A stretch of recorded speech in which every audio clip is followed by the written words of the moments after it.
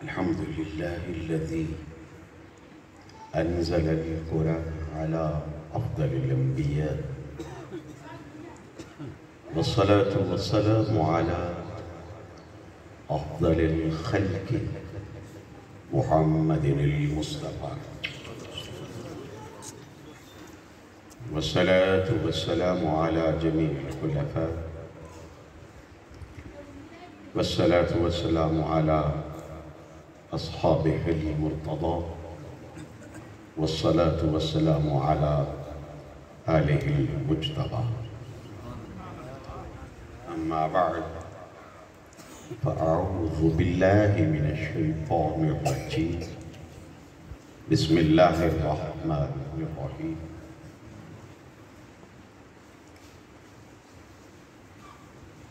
حتى إذا أتوا على واد النمل قالت نملة يا أيها النمل ادخلوا مساكنكم لا يحطمنكم سليمان وجنوده وهم لا يشعرون، فتبسم ضاحكا من قولها صدق الله العظيم وبلغنا رسوله النبي الكريم، ونحن على ذلك من الشاهدين والشاكرين، والحمد لله رب العالمين. إن الله وملائكته يصلون على النبي يا أيها الذين آمنوا صلوا عليه وسلموا تسلیما. محبت کے ساتھ درود و سلام کے گجر اجابت فرمائیں. الصلاة والسلام علیک سیدی یا رسول اللہ.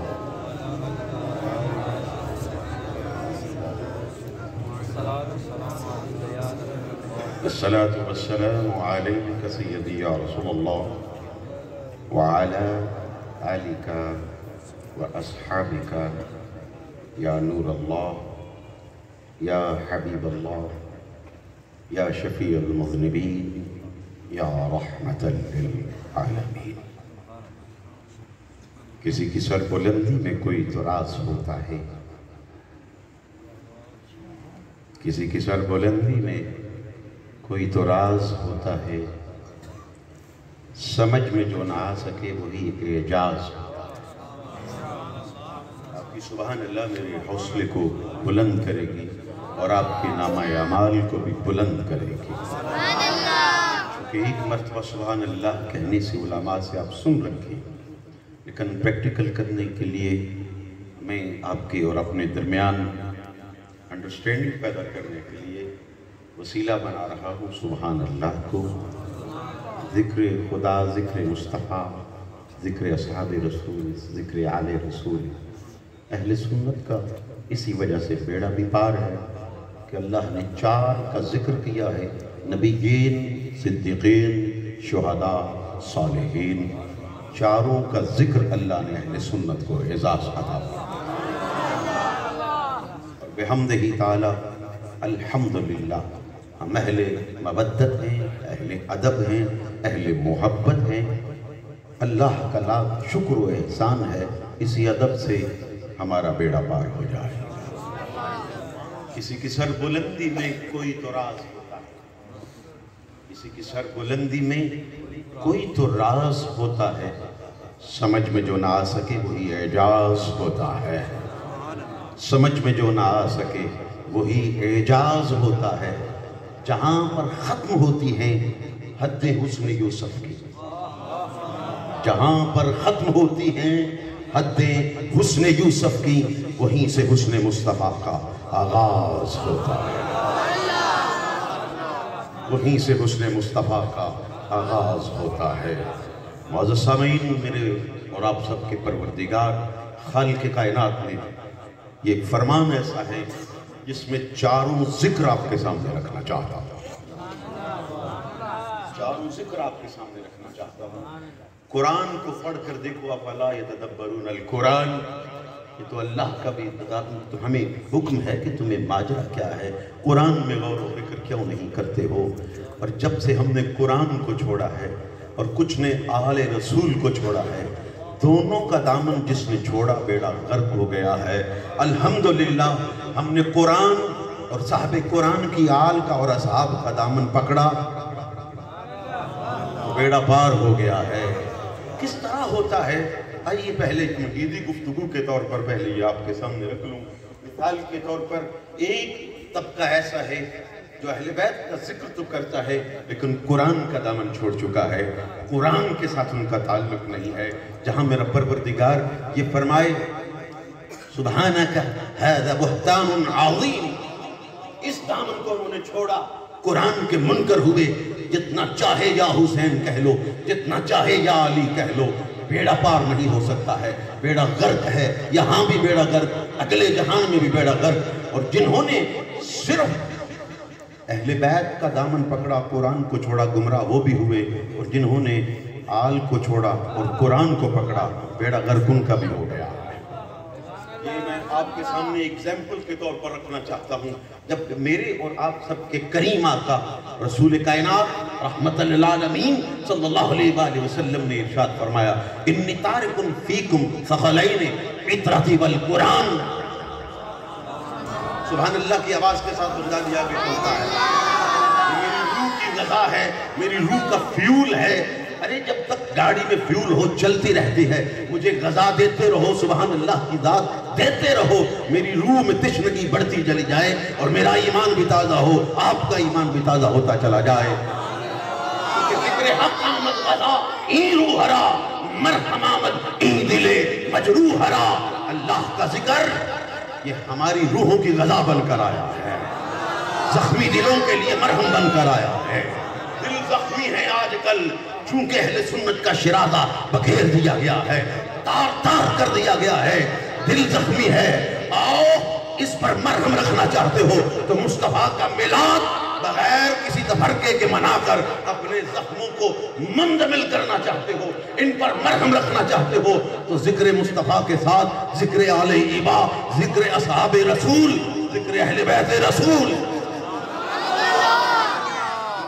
کے ساتھ اپنے زخمی دلوں پر مرہم رکھتے چلے جاؤ، دیکھنا پھر پروردگار عالم کس طرح ہمارا بیڑا پار فرماتا ہے۔ میری دعا ہے پروردگار عالم ہماری آج کی اس پہلی نشست کو جو کہ استقبال ربیع الاول واقعی بن گئی، یہ حضور میں نے مشورہ دیا تھا چونکہ آپ جو دن مانگ رہے ہیں استقبال ربیع الاول، اگر 29 ہوا تو پھر تو ربیع الاول بن گیا، لیکن اگر 30 ہو گئی تو پھر میں نے کہا تھا کہ وہ استقبال ربیع الاول کے موضوع پر ہوگا۔ اہل بیت رسول صلی اللہ علیہ وآلہ وسلم کا ذکر ان کی ڈیمانڈ بھی تھی، تو میں چونکہ احتیاط کرتا ہوں میرے محترم، ہر معاملے میں ہم احتیاط سے قدم رکھنا ہے، چونکہ میں نہیں چاہتا کہ میں کسی ایک کا ذکر کر کے یہاں پیغام یہ چھوڑ کر جاؤں کہ ابلک رنگ کا ایک کوا آیا تھا کہیں کر کے چلا گیا۔ نہ ابلک رنگ کا کوا ہوں، نہ رفظ کا ایلیمنٹ ہے، نہ ناسبیت کا ایلیمنٹ ہے، سب پر لعنت بھیج کر ممبر مصطفیٰ پر بیٹھ کے گفتگو کرنے جا رہا ہوں۔ اور ان فتنوں سے اللہ ہمیں سب کو محفوظ فرمائے۔ جب مصطفیٰ کا فرمان ہے کہ قرآن کو نہ چھوڑنا، آل رسول کو نہ چھوڑنا، ان کا دامن پکڑ کر رکھنا، حدیث کے اگلے لفظ یہ ہیں، یہ محشر کے دن حوض کوثر پر دونوں تمہیں میرے پاس لے آئیں گے، یہ دونوں میرے پاس لے آئیں گے۔ تو پھر میرے محترم جھگڑا کیسا؟ یہ کیسی ہم نے ریت روایت رکھ دی ہے۔ قبلہ قاری شاہ صاحب نے بہت عمدہ اور اعلیٰ گفتگو فرمائی، کھانے کے دوران بھی بندے کی انڈرسٹینڈنگ پیدا ہو جاتی ہے، سمجھ میں آ جاتا ہے کہ کس رنگ کا بندہ ہے، کس روپ کا بندہ ہے، ڈیمانڈ کیا ہے، گفتگو کیسی ہونی چاہیے، کس طرح کی گفتگو کرنی چاہیے۔ اب ذرا میرے خیال میں اگر آپ بھی سمجھ گئے ہیں اور میں بھی سمجھ گیا ہوں، کسی مصلحت سے کام لے کر گفتگو نہیں کروں گا، یہ یاد رکھیے، حق بیان کروں گا، کیونکہ احمد رضا خان کے نام پر میرے باپ نے میرا نام محمد اکرم رضا رکھا ہے۔ یہ رضا نام جو ہے یہ امام احمد رضا خان کی عطا ہے، اور سلسلہ قادریہ کی جو ہمیں خلافت ہے وہ مارہرا سے جو بریلی میں پہنچی اور بریلی سے محدث اعظم مولانا سردار احمد خان صاحب رحمۃ اللہ علیہ تک پہنچی، اور وہاں سے والد گرامی رحمۃ اللہ علیہ، اور پھر وہی سلسلہ قادریہ کی مجھے خلافت جو ہے بغداد شریف سے بھی حاصل کی ہے اور مارہرا سے بھی حاصل ہوئی ہے۔ سلسلہ نقشبندیہ میں تو ہم सब एक ही आस्थाने के हैं। चले बिला तमहीद गुफ्तगू करता हूँ। अब जो बात मैं आप तक डिलीवर करना चाहता था बहुत करीब ले आया हूँ। जब मुस्तफ़ा का फरमान है कि मैं दो चीज़ें छोड़ कर जा रहा हूँ, तो एक ने कुरान को छोड़ा, आल का दामन पकड़ा, गुमराह वो भी हो गए। एक ने सिर्फ कुरान को पकड़ा, आल का दामन छोड़ा, गुमराह वो भी हो गए। किस तरह हुए मैं बताता हूँ, बता के आगे चलना चाहिए ना, मैं बताता हूँ। और मैं इस मामले पर इंशाअल्लाह ताला जहाँ आपने खराज तहसीन मुझे पेश करना है, इस महफिल के बानियान के लिए भी मैंने खराज तहसीन को पेश करना है। और वो इनके नाम के साथ ही मेरे ख्याल में सब कुछ हो जाया करता है। नाम ले लिया जाए तो बानी महफिल समझते हैं कि माशाअल्लाह हमने चूँकि प्रोग्राम करवाया है तो ये अजर व सवाब हमें मिल गया है। नाम ना भी लिया जाए तो अजर मिल जाता है। इंतज़ामिया मस्जिद उनके इंतज़ाम व इंसराम को देखकर दिल खुशी से बाग हो गया है। चलें आगे बात करते हैं। अब एक तबके ने आल को छोड़ा, एक ने कुरान को छोड़ा।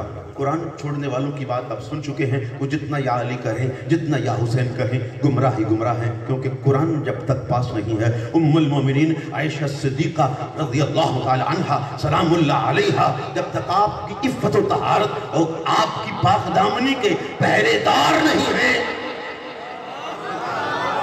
बेड़ा पार नहीं हो सकता है, बेड़ा पार नहीं हो सकता है। अहले सुन्नत का बेड़ा पार अगर है तो इसी वजह से है कि हमने सबका दामन पकड़ कर रखा हुआ है। अब उन्होंने जब दामन छोड़ा कुरान का, आल का पकड़ा तो गुमराह हो गए। अब एक तबका ऐसा है, उन्होंने कुरान को पकड़ा और आल को छोड़ा, गुमराह हो गए। जब मौदूदी ने कलम उठाया, आल को छोड़ा, कुरान को पकड़ा तो तफहीमुल कुरान लिखने लगा। तफहीमुल कुरान लिखने लगा। जब कोई आल के दामन को छोड़कर कुरान को पकड़ता है, कलम करतास पे उतारता है तो तफहीमुल कुरान बनती है। लेकिन अगर बरेली का ताजदार हो, नाम अहमद रज़ा खान हो, बुरा नहीं लग रहा तो मेरे मोहतरम सुभान अल्लाह की मैंने आपसे पहले रिक्वेस्ट कर लिया है कि हाथ का इशारा काफी होगा मेरे ख्याल में आपके लिए। अहमद रज़ा खान है। और ये याद रखिएगा, अगर जात का बड़हीज पठान है तो सुनो जरा, ऐसा आशिक़ रसूल है जो आले रसूल की खुशबू को सूंघ लिया करता है। ऐसा आशिक़ रसूल आपको नहीं मिलेगा। आज के दौर में तलाश भी करो, अरे चराग लेकर भी ढूंढो तो नहीं मिलता है। दिन के उजाले तो दूर की बात है, रातों को चराग लेकर ढूंढो तो नहीं मिलता है। अब किस तरह अब आले रसूल का जिन्होंने दामन छोड़ा और कुरान को पकड़ा, कलम उठाया तो तफहीमुल कुरान बना। और सरजमीन बरेली से अल्लाह ने जिसे नकी अली खान के घर पैदा फरमाया, उसने आल का दामन पकड़ा, कुरान का दामन पकड़ा तो फिर तफहीमुल कुरान नहीं, कंजुल ईमान बन के सामने आ गया। कंजुल ईमान बन के सामने आता है, फिर ईमान के खजाने सामने आते हैं। तफहीम का मफ़हूम ही ये है कि अभी तक समझना है कि कुरान है क्या।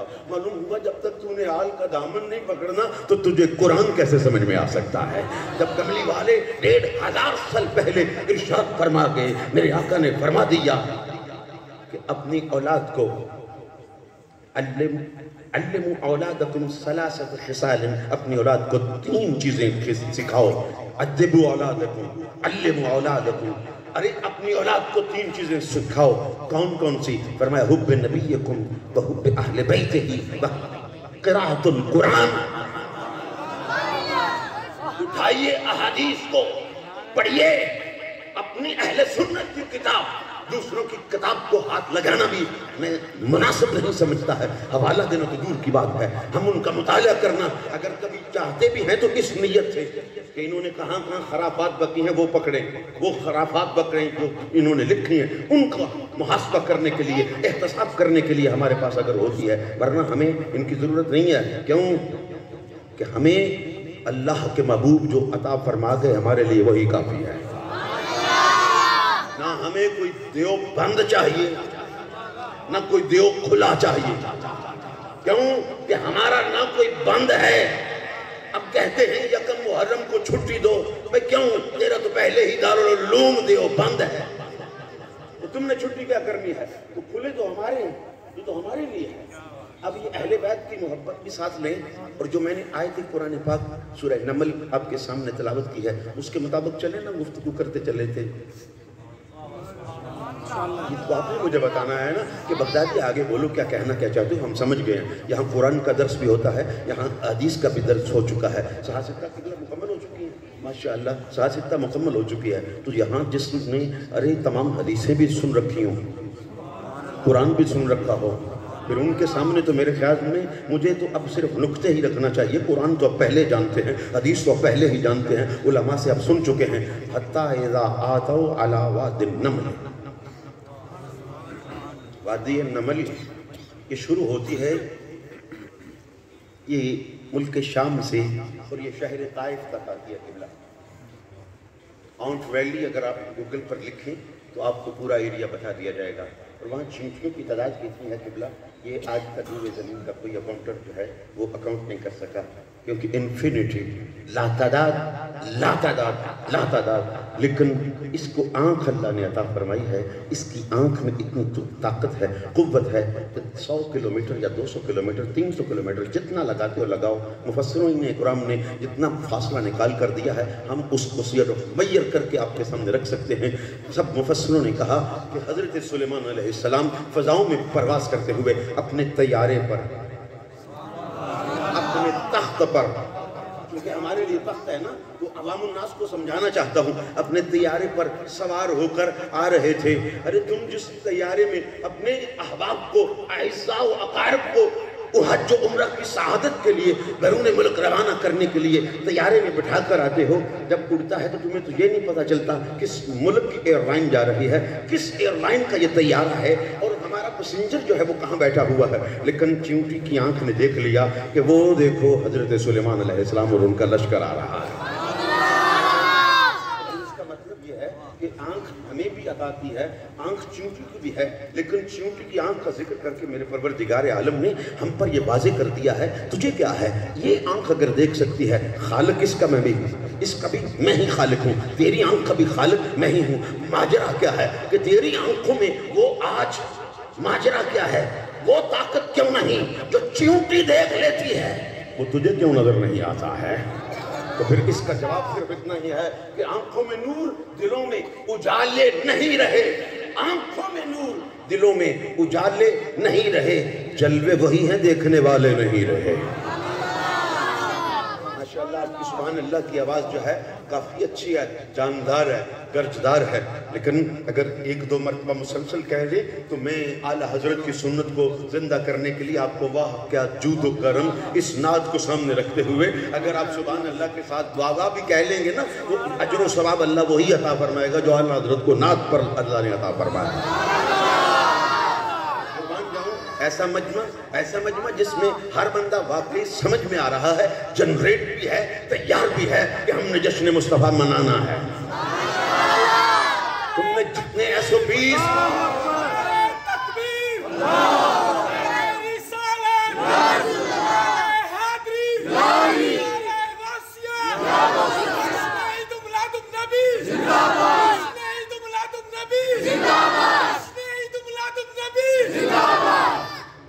نعرہ غوثیہ اہل سنت کی پہچان ہے، یہ ضرور لگایا کرو، جہاں بھی لگے پتہ چل جاتا ہے امام حسن کی اولاد سے ماننے والے بیٹھے ہوئے ہیں،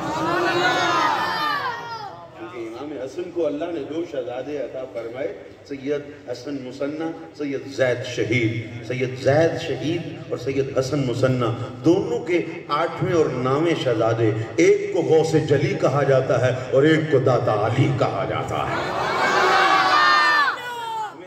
یہی سمجھ میں نہیں آ رہی ہے، اعلیٰ حضرت کا کلام پڑھ دینا بڑا آسان ہے۔ میں نے چند اپنے ہی مسئلے کے دوست احباب ہوتے ہیں نا جی، ہم اثر جو ہوتے ہیں، اور انہوں نے وقت کے چونکہ جو آج کل کے کورسز ہیں، مفتی کورس بھی مکمل کیے ہوئے ہیں، میں نے کہا امام احمد رضا خان کا کلام ہے کہ تیری سرکار میں لاتا ہے رضا اس کو شفیع جو میرا غوث ہے اور لاڈلا بیٹا تیرا۔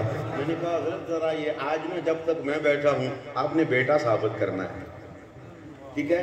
تو اب یہ چونکہ ایک الگ ٹاپک ہے، یہ علماء کی تفنن طبع کے لیے میں نے پیش کیا ہے۔ اب آپ کو جہاں میں تھا وہیں آپ کو واپس لے چلوں، اب ذرا سمجھ میں آ رہا ہے کہ اب چیونٹی کی آنکھ کو کمال ہے کہ وہ دیکھ رہی ہے، اور اس نے دیکھا اور دیکھ کر اس نے کہا کہ یا ایھا النمل ادخلوا مساکنکم، Oh ants, please go to the shelters. Go to the back, your shelter. اپنے اپنے shelters میں بیک چلے جاؤ، واپس چلے جاؤ. کچھ چیونٹیوں نے کہا امام بغوی کی تربت پر کروڑوں سلام پیش کرنا چاہتا ہوں. اور تفسیر مظہری قاضی ثناء اللہ پانی پتی رحمت اللہ تعالیٰ کی تربت پر بھی کروڑوں سلام پیش کرنا چاہتا ہوں. واہ، جن مفسرین کرام نے نام بھی نکال کر ہمیں بتا دیا ہے کہ اس چیونٹی کا نام کیا تھا. آپ فرماتے ہیں امام بغوی، آپ لکھتے ہیں تفسیر بغوی کے اندر کہ اس کا نام نملہ طاخیہ تھا. طاخیہ. اب یہ اس ویلی کی ملکہ تھی. قربان اس ویلی کی ملکہ، اس ویلی کی شہزادی. اس لیے کہہ رہا ہوں شہزادی اور ملکہ، تذکیر و تانیث کو سمجھ کے گفتگو کر رہا ہوں، مذکر و مؤنث کو سمجھ کے گفتگو کر رہا ہوں. ورنہ حضرت قتادہ ابن دمامہ جیسی شخصیت بغداد شریف شہر میں آپ منبر پر جلوہ فگن ہو کر اسی آیت پر گفتگو کرتے ہیں. اور ایک شخص سوال کرتا ہے، حضرت یہ نملہ جو تھی یہ مذکر تھی یا مؤنث تھی؟ قتادہ ابن دمامہ منہ میں انگلی داب کر، وہ تو انگشت بدندہ ہو کر، حیرانی سے متحیر ہو کر آپ فرماتے ہیں، ارے جب تو سوال کرنے کی ہمت رکھتا ہے، لگتا ہے جواب دینے کی استطاعت بھی اللہ نے تجھے عطا فرمائی ہے. ہو جانا، اس کا جواب تو ہی دے گا. مجھے تو چکا کے رکھ دیا ہے تو نے. قتادہ ابن دمامہ فرما رہے ہیں کہ میرا تو دماغ چکرا کے رہ گیا ہے کہ تجھ نے یہ سوال کیسے کیا ہے. وہ کہنے لگا، حضرت میں نے نہیں کہا، یہ 12 سال کا جوان بیٹھا ہے، اس نے سوال کیا ہے. جو 12 سال کی نوخیز عمر کا ہے اور سوال اتنا بڑا کر گیا ہے. کہا کہ نام نعمان ابن ثابت امام اعظم ابو حنیفہ رضی اللہ عنہ. کہا کہ کھڑے ہو جائیں حضور. آپ جب کھڑے ہوئے فرمایا، بتائیے اگر آپ کو سوال کی جرت ہے تو آپ جواب بھی دے سکتے ہیں. میرا وجدان یہ کہتا ہے کہ آپ جواب دے سکتے ہیں، لیکن میں چکرا گیا ہوں، میں سمجھ نہیں سکا کہ وہ نر تھی یا مادہ تھی. آپ نے فرمایا، جب اللہ نے یہ فرمایا قالت نملۃ، تو قالت کا صیغہ ہی بتا رہا ہے مؤنث نہیں تھی. اب وہ مؤنث تھی، مذکر نہیں تھی. وہ مذکر نہیں تھی، مؤنث تھی. لہذا میں مؤنث کے صیغے کے مطابق ملکہ کہہ رہا ہوں، شہزادی کہہ رہا ہوں. اس ویلی کی، اس جہان کی، چیونٹیوں کے اس جہان کی ملکہ طاخیہ. اس نے جب یہ کہا نا کہ کہیں ایسا نہ ہو کہ لا یحتمنکم سلیمان وجنودہ وہم لا یشعرون. ادھر یہ گفتگو کر رہی ہے، ادھر وہ سن رہے ہیں. توجہ چاہوں گا، یہاں سے ہی میرا آج کا جو موضوع ہے اس کی طرف میں آ گیا. چونکہ میں نے آپ کو کہا تھا اسی آیت سے جو میں نے آپ کے سامنے تلاوت کی ہے، انہی سے سب کچھ بیان ہوگا. آگے چلیں جی، آگے چلیں جی. اب ذرا غور فرمائیں.